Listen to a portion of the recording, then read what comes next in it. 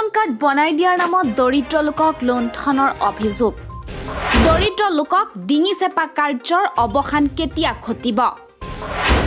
দুখীয়াৰ ধন আত্মসাৎ কৰাৰ বিৰুদ্ধে কেতিয়া কঠোৰ হ'ব চৰকাৰ তথা প্ৰশাসন এনে প্ৰশ্ন আমাৰ নহয় দিন হাজিৰা কৰি এমুঠি অন্নৰ বাবে মূৰৰ ঘাম মাটিত পেলাই কেৱল জীৱন ৰক্ষাৰ স্বাৰ্থত খাটি খোৱা একাংশ নিৰীহ লোকৰ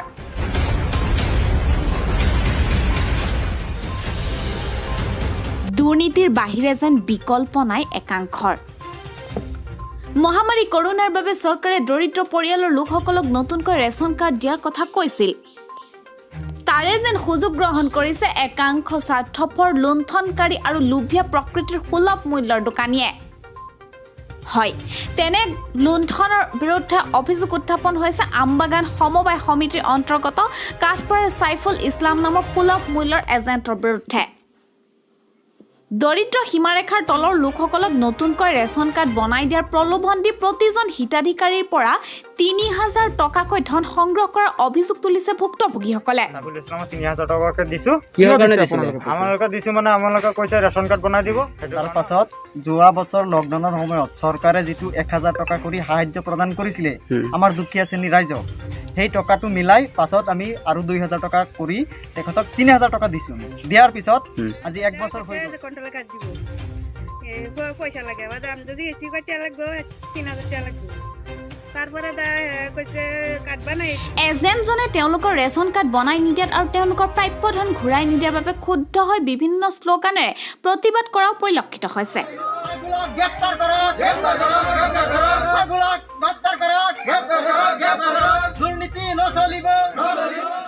ইয়াৰ উপৰিও এজেণ্ট সাইফুল ইছলামৰ বিৰুদ্ধে অসমৰ যোগান মন্ত্ৰীক দৃষ্টান্তমূলক শাস্তি প্ৰদানৰ দাবী জনোৱাৰ লগতে আমবাগান আৰক্ষী চকীত এখন এজাহাৰ দাখিল কৰে লকডাউনৰ টাইমত আমাক চৰকাৰে ১০০০ টকা কৰি দিছিলে আৰু আমি কাম চাম কৰি আৰু ২০০০ টকা গোটাই সাইফুল ইছলামক ৩০০০ টকাকৈ দিছো কিহৰ কাৰণে দিছিলে আমালোকে দিছো মানে আমালোকে কৈছে ৰেচন কাৰ্ড বনাই দিব সেইটো কাৰণে আমাৰ পৰা পইচা লৈছে এতিয়া কৈছে আমিতো ইমান নাজানো বস্তুটো প্ৰচেছটো দিয়াৰ পিছত সি যেন তেনেকুৱা কৰিব বুলি এতিয়া আমি গৈছোঁ বোলে আমি পইচাটো নালাগে আমাক পইচাটো দিব নালাগে আমাক বোলে ৰেচন কাৰ্ডটো বনাই দিয়ক পইচা নাপাবি তই হেৰি ৰেচন কাৰ্ডো নাপাবি এতিয়া এইটো জনাইছোঁ মই আপোনালোকৰ ওচৰত এইটো কেইজন মানুহৰ পৰা লৈছিলে লৈছে আপোনাৰ ১০-১৫জন মানুহৰ পৰা লৈছে এতিয়া যোৱাৰ পিছত এজন গম পোৱাই এতিয়া সবকেইটা মানুহ একেলগত গোট খাই এতিয়া চবেই একেলগত হৈছে গতিকে আপোনালোকে কিবা এজাহাৰ দাখিল কৰিছে নেকি হয় আমি এজাহাৰ দাখিল কৰিছোঁ আমবাগান থানাত এতিয়া আমবাগান থানা আৰক্ষী কি লয় এতিয়া আপোনালোকে সিদ্ধান্ত কৰিব সুলভ মূল্য দোকানী মহম্মদ সাইফুল ইছলাম তেখেতে আমাৰ গাঁৱত আহি কেইজনমান দুখীয়া পৰিয়ালৰ ওচৰত আহি তাই কৈ আছে যে ৩০০০ কৰি টকা দিব লাগে সি ৰেচন কাৰ্ড বনাই দিব তাৰ পাছত যোৱা বছৰ লকডাউনৰ সময়ত চৰকাৰে যিটো ১০০০ টকা কৰি সাহায্য প্ৰদান কৰিছিলে আমাৰ দুখীয়া শ্ৰেণীৰ ৰাইজক সেই টকাটো মিলাই পাছত আমি আৰু ২০০০ টকা কৰি তেখেতক ৩০০০ টকা দিছো দিয়াৰ পিছত আজি ১ বছৰ হৈ গ'ল এতিয়ালৈকে আমাৰ ৰেচন কাৰ্ড পোৱা নাই ৰেচন কাৰ্ড দিব বুলি টকা লৈছিলে হয় ৰেচন কাৰ্ড দিব বুলি কৈছিল কোনে লৈছিলে মহম্মদ সাইফুল ইছলাম সুলভ মূল্য দোকানী আমবাগান সমবায় সমিতিৰ আণ্ডাৰত থকা সুলভ মূল্য দোকানী মহম্মদ সাইফুল ইছলাম দেউতাকৰ নাম মনিৰুদ্দিন এতিয়া আপোনালোকে কি বিচাৰে এইটোক আমি উপযুক্ত শাস্তি বিচাৰোঁ আমাৰ ৰঞ্জিত দাস ডাঙৰীয়া যোগান মন্ত্ৰী তেখেতক আমি অনুৰোধ কৰি জনাওঁ যে উপযুক্ত শাস্তি প্ৰদান এজাহাৰ দাখিল কৰিছিল তাইক কৈ আছে থানা বোলে তেখেতৰ পকেটত আছে পইচা দি সি চব কৰিব পাৰে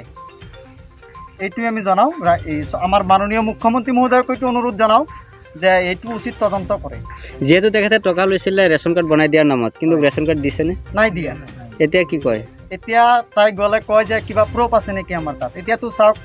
আমাৰ তাততো একো প্ৰুফ নাই আমি দুখীয়া মানুহ আমাৰ তাত যিটো প্ৰলোভন দেখাইছে আমি সেইটোৱে মানিছোঁ মানি কিনে দিছোঁ এতিয়া আমাক একোৱে নকয় গ'লে আমাক ধমকি দিয়ে ৰেচন কাৰ্ডো নেদে পইচাও নেদে আমাক আপোনালোকৰ সুলভ মূল্যৰ দোকানী কোন মহম্মদ সাইফুল ইছলাম আপোনালোকৰ সুলভ মূল্যৰ দোকানী হয়